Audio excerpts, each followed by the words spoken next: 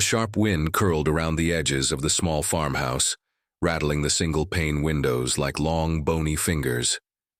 Inside, Ben stood with his calloused hand resting lightly on the frame, watching as the first snow of the season softened the hard lines of the world outside.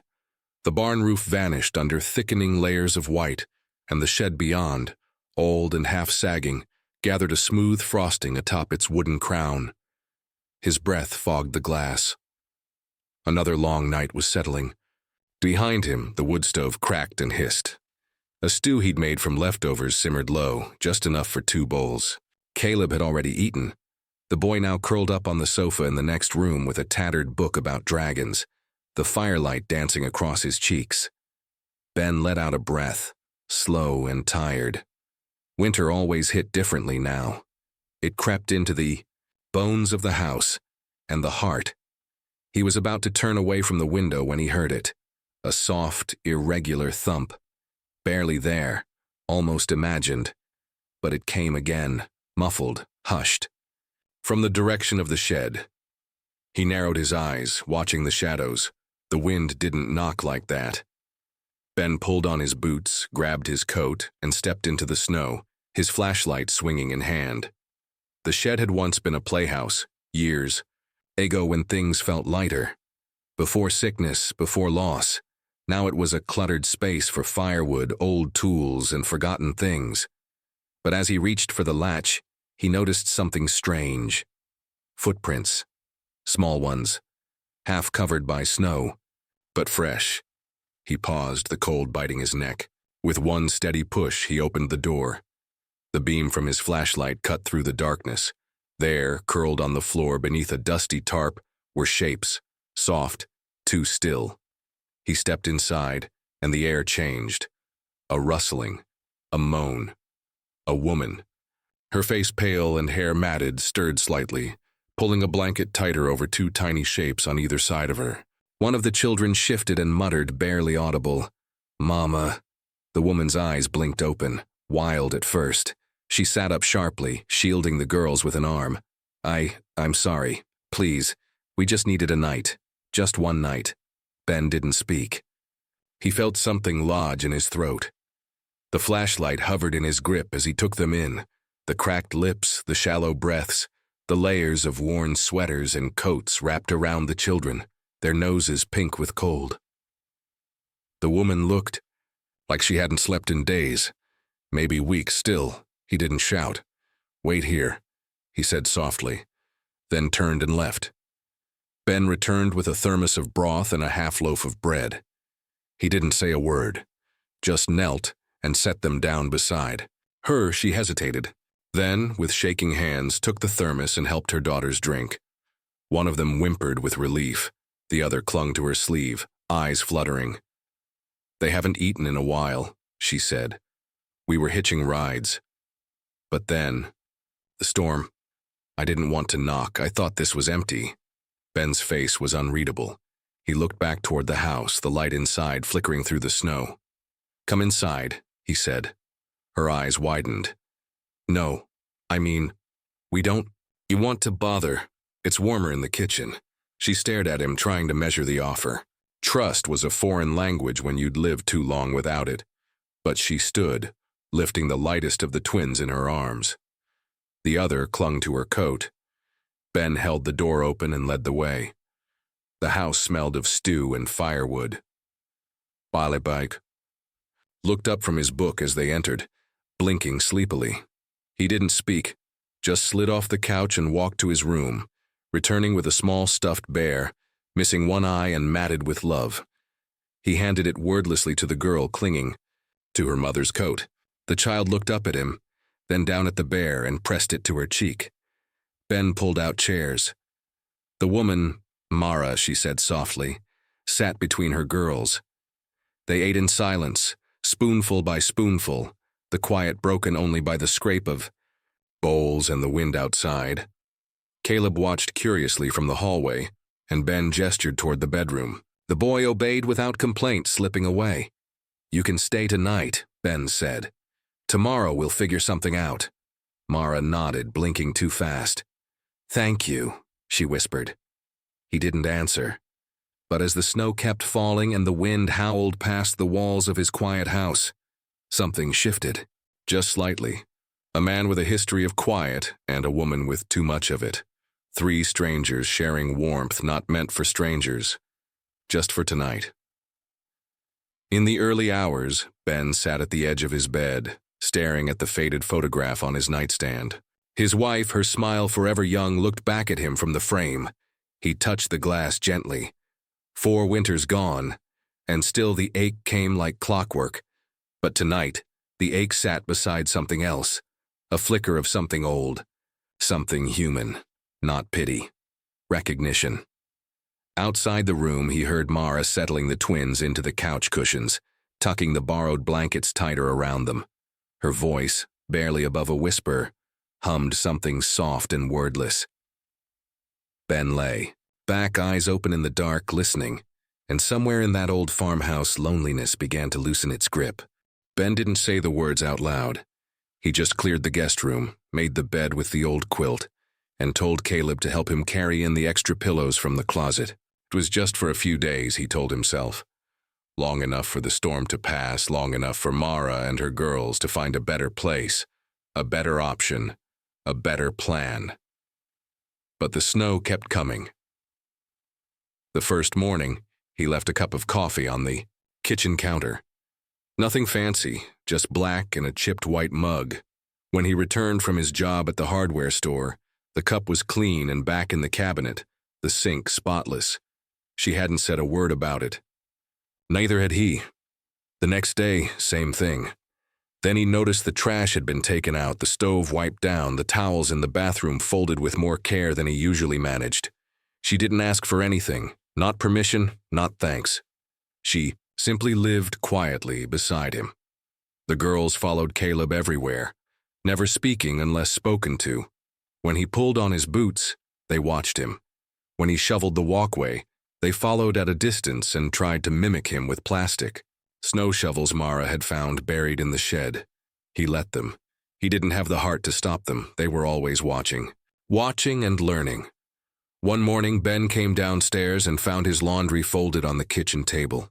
Shirts neatly stacked, socks paired, even the ones with holes. He stood there for a long moment, staring. Later that week, Mara's oldest, twin stumbled into the mudroom with her boot half off, the sole dangling by a few stubborn threads. Ben didn't speak. He just knelt, measured her foot by eye, and went back out to the barn. That evening, a tiny pair of stitched-together boots sat drying by the fire. She picked them up wordlessly and hugged them to her chest. That night, as he returned from checking the woodpile, a small scrap of paper waited for him on the kitchen table. "Thank you," in careful handwriting. The next day, he left a note in turn. "Watch the step out back, it's icy," and so it began. Small messages like dropped breadcrumbs. A quiet way of saying, "I see you. I know you're here." The notes became a rhythm. Mara left a list of the food she'd used. Ben added what he could find from town. Once she scribbled, "We're low on apples." A few days later, a brown paper bag full of them appeared on the counter. He never said where he got them. She never asked. Caleb, for his part, took on the girls like a mission. He taught them how to make snow angels in the yard, their arms flapping, squealing into the sky. He showed them how to build a snowman using a cracked mixing bowl as a mold. He let them borrow his crayons, even the rare blue one he usually kept, hidden. One night, Mara served grilled bread with garlic butter, real garlic. Ben blinked when he tasted it. "I found some cloves," she said quietly, "in the back of the spice cabinet." It was the most she'd spoken to him since that first. You cook?" he asked. She gave a faint smile. "I used to." After that, he started leaving out a few extra ingredients when he could. She noticed. She always noticed. They didn't eat together at first. He'd serve himself last, after the kids had gone quiet, and eat in the dim comfort of his own room.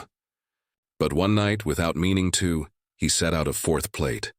She stared at it for a moment when she entered the kitchen, long enough that he almost reached for it to put it away. But she sat down. From then on, they ate together. No ceremony, No spoken agreement. Just quiet forks against chipped plates, the sound of children giggling over stew and clanking spoons. She started reading at night, first to her daughters, then to all three kids curled up on the living room rug. Her voice was soft, careful, as though she hadn't used it in a long time. Sometimes she stopped reading just to watch the children's faces, Caleb especially. The way he leaned in to listen, resting his chin on his hands. Ben would sit in the next room, pretending to read the paper. But he listened too. There was something in her voice, an old warmth untouched by time or cold. One morning, Ben noticed her hands again, always red, always trembling slightly when she poured water or buttoned a coat. That day, on his way back from town, he bought a pair of wool gloves from the second-hand rack outside the post office. He left them on the bench by the door. She didn't mention them, but she wore them every day after. Weeks passed. The snow grew heavier, icier. Roads closed. Mail stopped coming. Inside, the house grew smaller in a comforting way. Not tighter, but fuller. Alive. Ben found himself checking on the shed less. Found himself listening for Mara's voice at night. Found himself expecting the notes on the counter, the folded towels, the way the girls lit up when Caleb taught them something new. He caught himself smiling more. He didn't know what any of it meant, but he also didn't question it. One afternoon, the power flickered and went out. Just like that, the house went quiet. Too quiet. Mara found candles in the pantry. Ben brought in firewood. Caleb helped the twins build a fort from blankets and pillows. That night, they all slept in the living room, bundled in sleeping bags and layers. Mara fell asleep with her daughters in her arms, Caleb near the fireplace. Ben watched the snow dance outside and listened to the sound of shared breathing, of quiet peace. He couldn't remember the last time he'd felt something like this. Not joy, not exactly, something gentler, like healing. They never decided on how long it would last. Not out loud, not in words. Winter gave way to mud. Mud gave way to lilacs. And still, Mara and the girls were there. By spring, she was walking to town most days, hair pulled back, jacket patched with grease. She found work at the diner. 2 shifts a week to start, then 4. Ben drove her when the roads were bad. Fixed the back tires on her car when she managed to buy one. A rusted sedan that coughed like an old man and smoked in the cold. She made tips enough to bring home oranges, sometimes a pie, once even a record player with 2 albums. The twins danced in the living room, sock-footed and laughing so hard they tipped over furniture. Caleb just rolled his eyes and kept reading, but even he smiled more easily now. The kids grew. Fast. Caleb hit 13 with a sudden stretch of limbs and voice cracks. He towered over the girls now, always patient, always just a step behind to catch them if they tripped. The twins, inseparable, followed him like shadows, like sisters who knew their world had finally stayed still long enough to grow roots. Ben heard them call him Papa once, softly behind a door. Neither girl said it directly, not yet, but he carried the word around with him the rest of the week, like a new shape in his hands. That December, Mara surprised him. She waited until the kids were asleep, until the fire was low. She pulled a small envelope from her pocket, cream-colored, thin, slightly creased. A tradition, she said, from last year and the year before. Inside was a folded letter, signed by all 3 girls, written in mismatched ink. To the people who saved us, thank you. Ben didn't speak. He just nodded, swallowing against a lump he hadn't expected.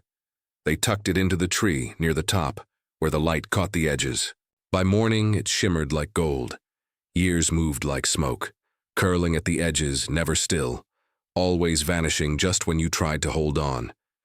There was work, always. Snow to shovel, gutters to fix, engines to coax through another season. Ben stopped seeing the days as temporary. Mara's coat hung beside his, her boots left next to his at the door. Their toothbrushes sat in the same cup by the sink. There were no milestones, just morning after morning, cup after cup of shared coffee. One autumn evening, with frost in the air, Ben climbed into the attic to find a box of old Christmas lights. What he found instead was heavier, marked in his wife's handwriting. Caleb, baby things. He didn't open it. Not then. He brought it down, left it on the dining table for a day. 2. It was Mara who opened it gently, one Sunday morning while the house was still quiet. She didn't ask. She just started lifting each piece one at a time. A tiny knitted hat, hospital wristbands, a photo album with curling edges. Ben watched her, silent.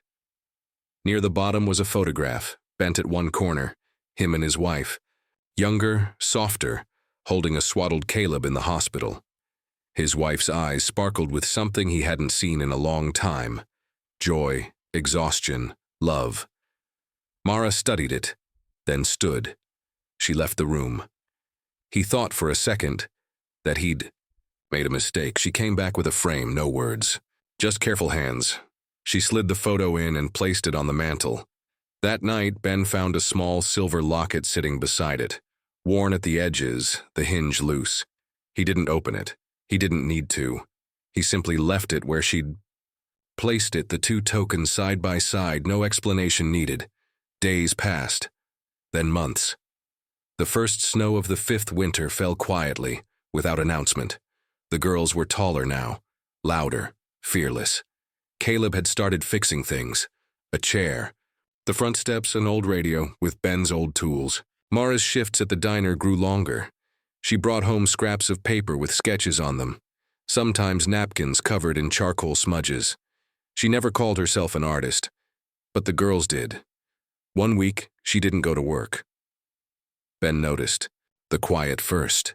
No scent of perfume, no clatter of keys, just silence. When he asked, she said her hours had been cut, said it too lightly. That night, he walked out to the shed.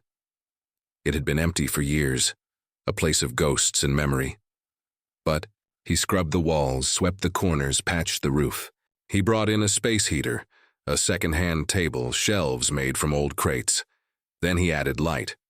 The next morning, he left the shed door unlocked and a key on the kitchen table. Mara found it after breakfast. She didn't say anything until the house had emptied out. Kids gone to school, dishes done, wind rattling the windows. She stepped out to the shed alone. Ben waited. When she returned, there were tears on her cheeks. She didn't try to hide them. You cleaned it, she said. I thought you could use a space, she nodded, swallowing hard. Why? He didn't have the right words, not the ones she deserved. Instead, he took her hand, calloused and cold from years of work and worry. This was never about charity, he said. Mara looked up at him, something breaking loose behind her eyes. No, she whispered. It was always about grace. And it was. Not the kind of grace that comes with music or miracle, but the quiet sort, the kind that creeps in like warmth, unspoken and undeniable. That night they sat together by the fire, not as two people sharing a house, but as something else entirely, something that had grown quietly in the silence.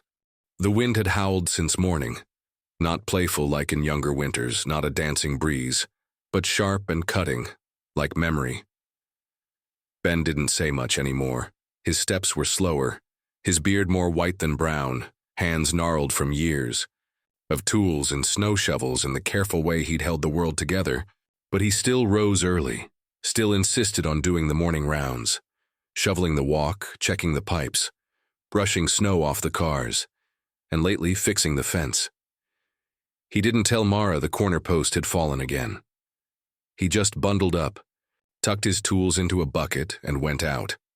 Hours passed before anyone noticed. Mara called once, twice. Then she pulled on her boots and stepped into the storm. She found him in the snow, slumped against the broken post, one glove missing, breath shallow. His face was gray where it wasn't blue, his fingers were stiff, curled. She dropped to her knees, screamed his name, pressed her palms to his cheeks. Ben, she whispered, please. The hospital was lights and beeping and too much white. He didn't wake. He didn't move. Tubes in his arms, machines hissing gently. Caleb flew in from the city. The twins didn't need to be called. They were already there, both in their second year of nursing school. Uniforms sharp, faces crumpled. They watched the monitors like hawks. Mara never left the room. The nurses offered a cot. She refused it. Instead, she curled up beside the window, wrapped in Ben's old coat, staring out at the falling snow that seemed endless. One morning, Caleb returned with something in his hand, a sealed, yellowed envelope. "Found it in the drawer," he said quietly. I think it was meant for her. Her, meaning Caleb's mother, the wife Ben had buried long before. Mara turned it over. There was no stamp, no address, just a name, Emily. She unfolded the pages slowly, the paper soft at the creases. M.I. Keep trying to talk to you out loud, but the words never come out right. Maybe they used to. Maybe they still would if you were here, but you're not. And I've spent years holding everything still. This house, our boy, the quiet, as if I could freeze time and walk it backward. I didn't expect anyone to come through that storm last year. I didn't expect her. Her, with her silence, and her wild eyes, and those children who didn't laugh for weeks. But something happened, Em. They didn't fix the broken part of me. That's not what I mean. It's more like they moved in and the broken part stopped needing to be whole. She folds the laundry like she's praying. She fixed the squeaky drawer in the kitchen without telling anyone. She tells the girls stories that make them feel brave again. Caleb calls her Ma now sometimes. Not always, but sometimes. And she pretends not to hear, but I see her hand tremble every time. I didn't plan this. Didn't think I could feel this way again. But I look at the mem and I don't see strangers anymore. I see home. Just in a different form. If you're watching, and I believe you are, I hope you understand. I think you would have loved her too. Still yours. Ben Mara read it aloud. Her voice was steady, but her hand shook at the edges. The twins stood. On either side of the bed, silent, reverent. One of them, Clara, pulled something from her coat pocket. A small stuffed bear, worn smooth from years of clutching. Caleb's old gift to them, all those years ago when their first night in the house had felt like borrowed safety. They placed it gently on the nightstand beside the bed. The room smelled like antiseptic and snowmelt. Ben stirred that night. Eyes fluttered. Lips parted. He didn't speak, not at first. Just looked toward the glow of the reading lamp. Then at the bear. Then at Mara. She leaned close. He whispered, hoarse and rasped, "You saved me." She smiled through tears. Brushed back. His hair, thinner now but still warm under her fingers. "Only because you saved us first." His hand found hers. Old calluses brushed her knuckles, soft now with age. He dozed again, but this time his breathing was deeper, steadier. By morning, the IV bag was lighter, and the snow outside had gentled into soft drifts, the kind that made children run and dogs leap. The doctors used words like recovery and lucky. The twins beamed. Caleb exhaled as if he'd been holding his breath for a month. Ben came home the following week. The fire in the living room had never felt warmer. Mara brought him soup, made the old way with too many carrots and rosemary that clung to the broth, like perfume. She sat beside him as the logs crackled, steam curling in the lamplight. "You should have told me the fence was broken," she said softly. He gave her a sheepish smile. "Didn't want you to worry." "Well, next time," she said. "You worry me by not telling me." They laughed, quiet and tired, but together. Later that evening, the twins lit candles on the mantel. One for luck, one for health, one for all the years that had led here. Caleb brought out an old record player, the same one Mara had once found secondhand. A song played, scratchy and sweet, one she used to hum without realizing. Ben closed his eyes and listened. The snow was falling again, but inside the house pulsed with warmth and memory, light and motion. Nothing was perfect, but nothing needed to be. Sometimes love didn't arrive with fireworks. Sometimes it was soup and firelight. A letter read aloud, a hand held across, a hospital bed, a bear placed on a table by someone who remembered everything. The wind hissed against the windows. Mara turned to him, saw the way he watched the fire, not like someone afraid of endings, but like someone who finally understood he'd made it home. Sometimes, she said softly, home isn't something you find. Ben reached for her hand. It's someone who finds you.